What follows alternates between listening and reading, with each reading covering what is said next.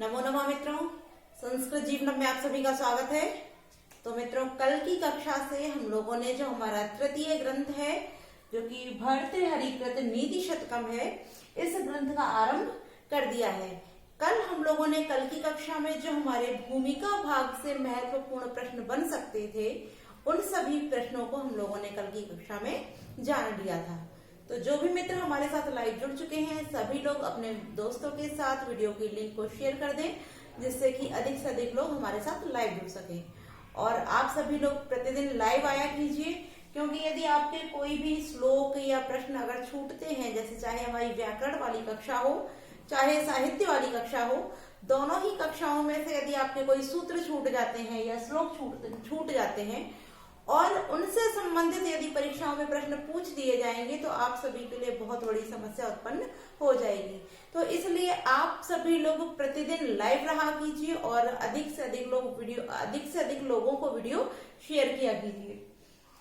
और जो भी हमारी व्याकरण वाली कक्षा चलती है या साहित्य की कक्षा चलती है, तो इसमें बहुत सारी सूक्ति और महत्वपूर्ण शब्द होते हैं। तो आप लोग पेपर और पेन को लेकर बैठा कीजिए। जो महत्वपूर्ण शब्द हैं, आप उनको लिखते चलिए और नोट्स बनाते चलिए, जिससे कि आपकी सभी आगामी परीक्षाओं में आप सभी को इन सभी जो हमारे श्लोक अर्थात जो साहित्य के ग्रंथ चलते हैं या जो व्याकरण के सूत्र चलते हैं, उन सभी से आप सभी को परीक्षाओं में अत्यंत लाभ प्राप्त हो। तो आइए, आज हम लोग भर्तृहरिकृत जो नीति शतकम है उसके श्लोकों के साथ आप सभी के समक्ष उपस्थित हुए हैं। तो सर्वप्रथम जो पहला श्लोक है, क्योंकि हम सभी जानते हैं चाहे कोई सा भी ग्रंथ हो तो उसको आरंभ करने से पूर्व जो हमारे कवि इत्यादि होते हैं, कवि हैं, महाकवि हैं, तो जो कवि होते हैं वह सभी क्या करते हैं, वह सभी मंगलाचरण अर्थात जिस आराध्य को क्या करते हैं, अपना इष्ट मानते हैं या उनकी उपासक होते हैं, उनकी पूजा आराधना करते हैं, वह उन सभी से अपने ग्रंथ को किसी भी संकट या किसी भी समस्या से दूर करते हुए अर्थात निर्विघ्न पूर्ण करने के लिए अपने उस इष्ट की आराधना करते हुए मंगलाचरण करते हैं। और जैसा कि हम लोगों ने पहले भी इस विषय पर चर्चा कर ली थी कि जो मंगलाचरण है वो 3 प्रकार से होते हैं, किंतु यहाँ जो हमारा मंगलाचरण है वह नमस्कारात्मक मंगलाचरण है। क्योंकि यहाँ नमः करते हुए, क्योंकि यहाँ आप देख भी रहे होंगे या नमः शब्द प्रयुक्त है, तो नमस्कारात्मक मंगलाचरण है। तो आइए हम लोग भर्तृहरिकृत जो मंगलाचरण है उसका पहले अध्ययन करते हैं। तत्पश्चात जो द्वितीय श्लोक से आरंभ होते हैं, यह सभी हमारी जो द्वितीय पद्धति है, अज्ञ पद्धति अर्थात मूर्ख पद्धति से लिए हुए श्लोक हैं। तो आइए हम लोग हमारा जो प्रथम श्लोक है उससे आरंभ करते हैं। तो आप सभी लोग पहले मेरे साथ वाचन कर लीजिए, तत्पश्चात इसके अर्थ को जानेंगे। दिक्कालाद्य नवच्छिन्ना अनंत चिन्मात्र मूर्तये स्वानुभूतेकमानाय नमः शांताय तेजसे। आइए अब जानते हैं हम इसके अर्थों को। तो यहाँ लिखा हुआ दिक् और फिर लिखा है काल, कि दिक् और काल, दिक् माने होता है दिशाएं और काल माने समय, कि जो दिशाओं और काल से क्या है, दिक् काल आदि अर्थात दिशाओं और काल आदि से जो कैसा है, अनवच्छिन्ना अर्थात अपरिमित है, जो ढका हुआ नहीं है, अर्थात जिसको ना तो दिशाओं के द्वारा ढका जा सकता है और ना ही कालों के द्वारा मापा जा सकता है। ऐसा अपरिमित मापा जा सकता है, अर्थात जो स्वयं में ही भूत भविष्य और वर्तमान सब कुछ है, जो सभी दिशाओं की सीमाओं से परे है, ऐसा दिक् और काल अर्थात दिशा और काल आदि से अपरिमित, अनंता जिसका कभी अंत नहीं हो सकता, ऐसा अनंत है। चिन्ह मात्र मूर्तये, चिन्ह मात्र अर्थात चित्तमय, चैतन्य स्वरूप वाले, मूर्तये माने स्वरूप वाले, चैतन्य रूपी अर्थात चैतन्य मात्र स्वरूप वाले, स्वानुभूतेक मानाय, स्वानुभूति अर्थात स्व अनुभूति अर्थात अपने अंतःकरण के द्वारा ही हम अनुभूति करके एक मानाए अर्थात स्व अनुभूति ही एकमात्र क्या है, प्रमाण, जिसका स्व अनुभूति ही एकमात्र प्रमाण वाले, स्वानुभूत ही एकमात्र है प्रमाण जिसका, ऐसे शांताय शांति स्वरूप वाले, तेजसे उस तेज स्वरूप अर्थात प्रकाश स्वरूप। अब प्रकाश स्वरूप कौन होता है या तेज स्वरूप कौन होता है? तो परमपिता परमेश्वर ही कैसा है? जो तेज स्वरूप है, प्रकाश स्वरूप है। तो ऐसे शांति स्वरूप और तेज स्वरूप परमपिता परमात्मा को नमः माने नमस्कार करता हूं। तो एक बार पुनः देख लेते हैं कि दिक् काल आदि अर्थात दिशा और काल आदि से अनवच्छिन्ना अर्थात जो अपरिमित है, जिसको ढका ना नहीं जा सकता है, ऐसा अनंत चिन्मात्र मूर्त, अनंत है, जो पूर्व में भी था, आज भी है और सदैव रहेगा, जिसका नाश नहीं हो सकता अर्थात जिसका अंत न हो, ऐसा अनंत चिन्मात्र मूर्ते, चैतन्य मात्र स्वरूप वाले, मूर्ते माने स्वरूप वाले, स्वानुभूति, स्वानुभूति ही है एकमात्र प्रमाण जिसका, अर्थात जो कैसा है, जिसको जो नेत्र दृष्टा नहीं है, अर्थात जिसको हम देख करके नहीं जान सकते हैं। हम नहीं जान सकते हैं कि यह छोटा है या बड़ा है, यह क्या नाम काला है या गोरा है, लंबा है, अर्थात इसके स्वरूप को हम नहीं जान सकते हैं। इसके स्वरूप को जानने के लिए क्या करना होता है? हमको स्व अनुभूति अर्थात उसको अपनी आत्मा के द्वारा ही देखा जा सकता है। उसको हम मन में आत्मा में अनुभव करके ही जिसको जाना जा सकता है। इस कारण कैसा है? स्व अनुभूति, स्वानुभूति ही है एकमात्र प्रमाण जिसका, ऐसे शांति स्वरूप तेज वाले अर्थात प्रकाश स्वरूप उस परम ब्रह्म को क्या है? नमः माने मेरा नमस्कार है, ऐसा भर्तृहरि के द्वारा कहा जा रहा। अब हमने यहाँ देखा, हम यहाँ देखते हैं कि यहाँ मूर्तये, तेजसे, शांताय, काम स्वानुभूते, मानाए, यहाँ सभी जगह पर चतुर्थी व्यक्ति का विधान किया जा रहा है। तो इसको हम जान लेते हैं यहाँ चतुर्थी का विधान क्यों किया जा रहा है। तो हम लोगों ने जैसे चतुर्थी व्यक्ति अपने कारक प्रकरण में अध्ययन किया था, तो वहां एक सूत्र हमारा आता है, नमः स्वस्ति स्वाहा स्वधा अलम वसट योगाच। तो नमः के योग में क्या होता है? नमः के योग में चतुर्थी व्यक्ति का प्रयोग किया जाता है। इस कारण ही यहाँ शांताय, तेजसे, मूर्तये और मानाए, यहाँ सभी स्थानों पर चतुर्थी व्यक्ति का प्रयोग किया गया है। तो हम लोगों ने इसके अर्थ को जान लिया।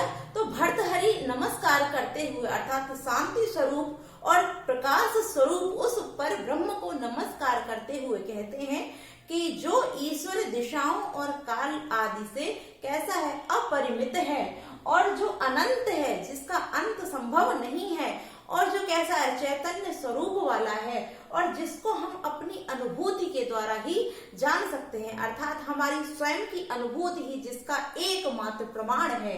ऐसे इस शांति स्वरूप पर ब्रह्म तेज प्रकाश वाले पर ब्रह्म अर्थात ईश्वर को, ब्रह्म को नमः माने मैं नमस्कार करता हूँ। आइए, तो हम लोगों ने इसके अर्थ को जान लिया है। अब हम इसकी व्याकरणिक टिप्पणियां देख लेते हैं। तो सर्वप्रथम यहाँ हम संधि देख लेते हैं। तो यहाँ दिक् काल आदि, यहाँ आप देख रहे हैं दिक् काल आदि लिखा हुआ है। तो दिक् काल के साथ में आदि, दिक् काल घन आदि, दिक् काल आदि। तो यहाँ दीर्घ स्वर संधि हो जाती है और उसके बाद में दिक् काल आदि अनवच्छिन्ना, आदि धन अनवच्छिन्ना। तो यहाँ यड़ संधि का विधान किया जाता है। आगे देखते हैं अनवच्छिन्ना अनंत, यहाँ पुनः दीर्घ स्वर संधि का विधान किया जाता है। और उसके बाद चित धन मात्र, चित धन मात्र चिन्ह मात्र हो जाता है। तो यहाँ यरो अनुनासिक, अनुनासिको व सूत्र से अनुनासिक संधि हो जाएगी। आगे देखते हैं स्वानुभूति, स्वानुभूति, स्वधन अनुभूति, स्वधन अनुभूति। तो स्वानुभूति, स्वधन अनुभूति, यहाँ दीर्घ संधि हो जाएगी। और अनुभूति धन एक मानाए, अनुभूति धन एक मानाए। तो यहाँ पुनः हमारी यड़ संधि का विधान कर दिया जाएगा इको यड़ची सूत्र से। ठीक है, तो हम लोगों ने संधियां देख ली। अब हम इसके जो समास इत्यादि हैं उनको देख लेते हैं। तो यहाँ सर्वप्रथम बोला गया है दिक्काल। यदि हम दिक्काल इन दोनों शब्दों को देखते हैं तो दिशश्च कालश्च, अर्थात यहाँ द्वंद्व समास हो जाता है, दिशश्च कालश्च दिक्कालः। और यदि बोला जाता है यहाँ पर दिक्काल आदि, यहाँ आदि को भी हम जब सम्मिलित कर लेंगे तब हमारा यहाँ बहुब्रीहि समास हो जाएगा, अर्थात दिक्कालः आदया येषां ते, तब यहाँ हमारा बहुब्रीहि समास हो जाएगा।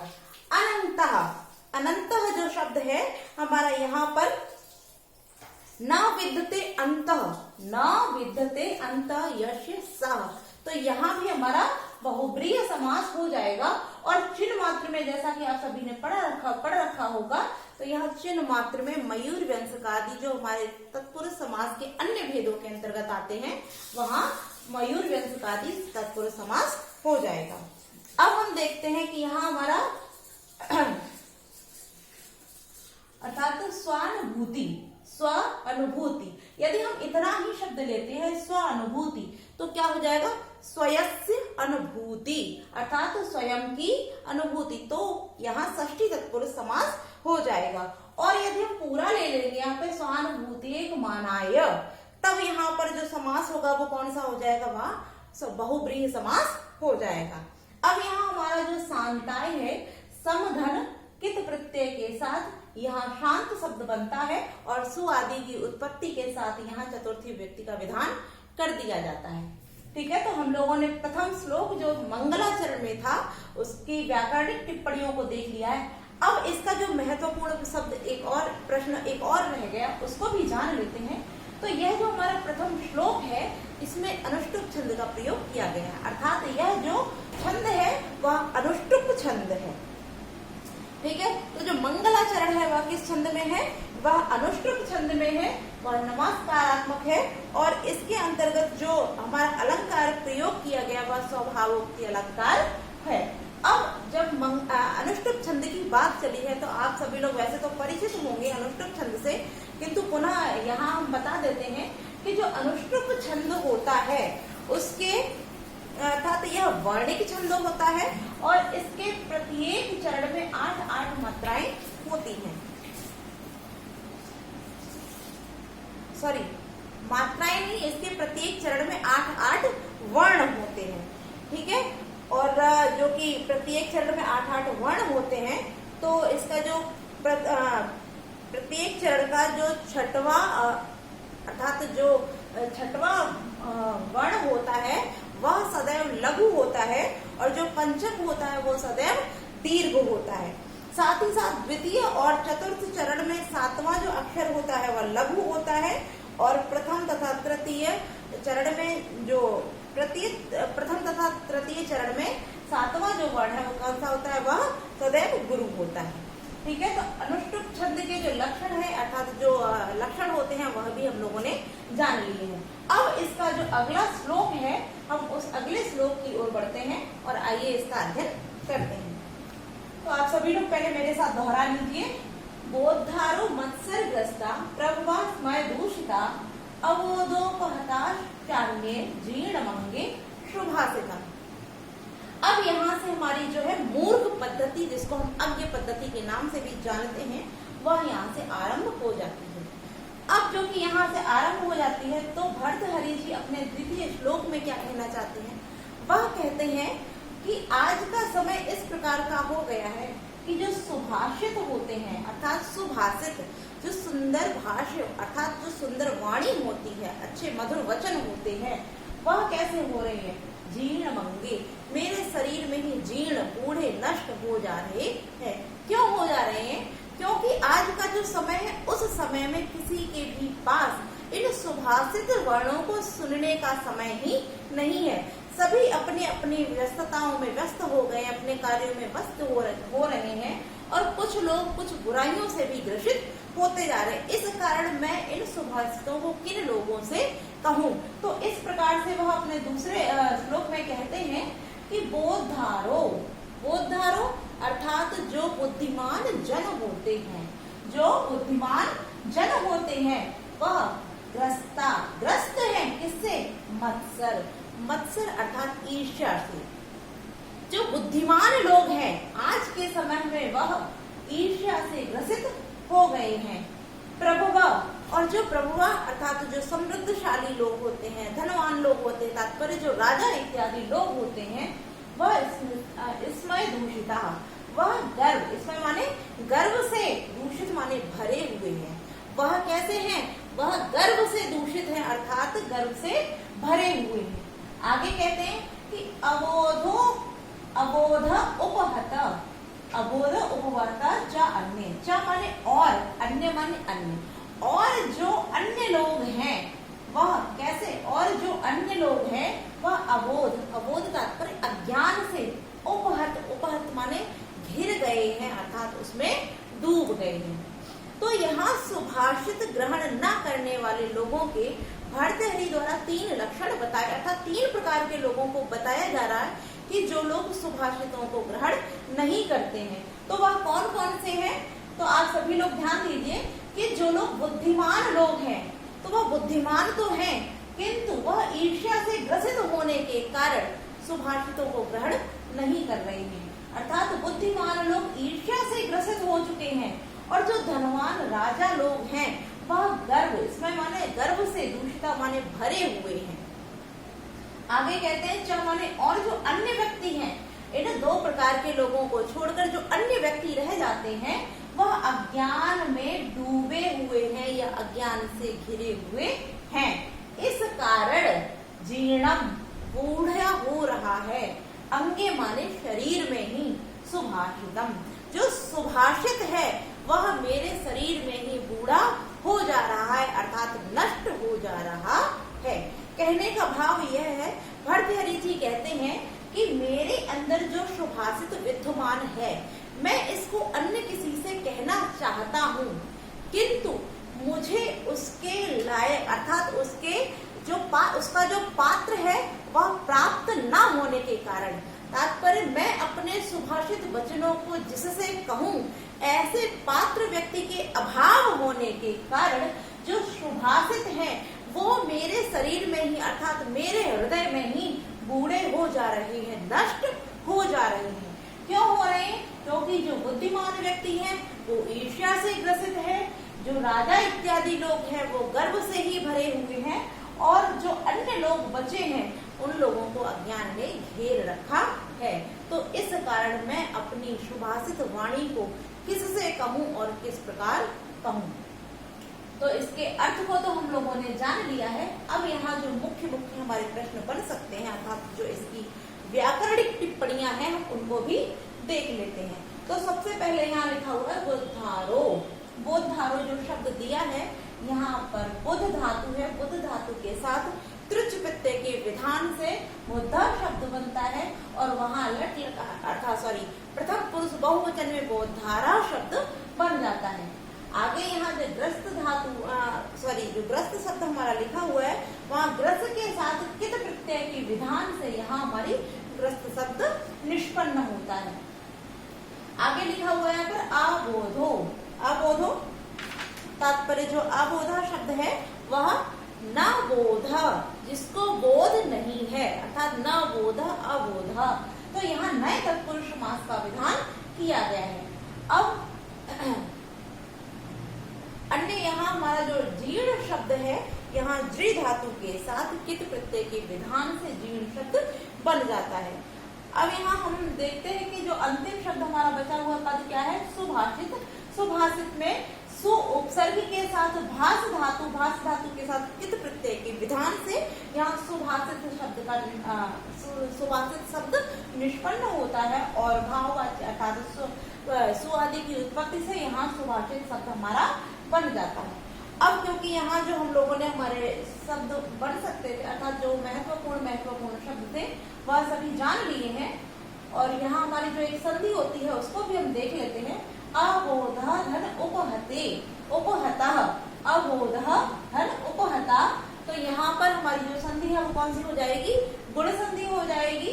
आद गुणा सूत्र से गुण संधि हो जाती है, और उपहता उपहता चान्य, तो यहाँ उपहता पर विसर्ग हो जाएगा, तो यहाँ विसर्ग संधि हो जाती है, और च धन अन्य के साथ में यहाँ दीर्घ स्वर संधि हो जाएगी। तो द्वितीय श्लोक से जो महत्वपूर्ण प्रश्न बन सकते थे उन सभी श्लोकों व्याकरणिक टिप्पणियों को भी हम लोगों ने जान लिया और इनके महत्वपूर्ण प्रश्नों को भी हम लोगों ने जान लिया है। अब क्योंकि समय काफी हो चुका है और आप सभी जानते हैं कि हमारा जो वीडियो का समय होता है वो निश्चित होता है, इस कारण हम लोग हमारे जो बाकी के श्लोक बचे हुए हैं कल की कक्षाओं में इन श्लोकों के साथ अन्य और भी श्लोकों के साथ उपस्थित होंगे। तो आज के लिए हम इतना ही रखते हैं। आप सभी को वीडियो अच्छी लगी हो तो वीडियो को लाइक करें, अपने दोस्तों के साथ वीडियो की लिंक को शेयर करें और जिन लोगों ने भी अभी तक चैनल को सब्सक्राइब नहीं किया है आप सभी लोग चैनल को सब्सक्राइब अवश्य करें। साथ ही साथ आप लोग अधिक से अधिक मात्रा में लाइव आया कीजिए, क्योंकि जब आप लोग अधिक मात्रा में लाइव होते हैं तो मुझे उत्साह प्राप्त होता है, ऊर्जा मिलती है और मैं और अधिक मेहनत करती हूँ आप सभी के लिए सरल से सरल और आसान से आसान भाषाओं में आप सभी की जो साहित्य है और व्याकरण है दोनों कक्षाओं को उपस्थित करने के लिए। तो आप सभी से यही अनुरोध करूंगी, आप लोग अधिक से अधिक मात्रा में लाइव आया कीजिए। तो आज के लिए इतना ही मित्रों, नमो नमः।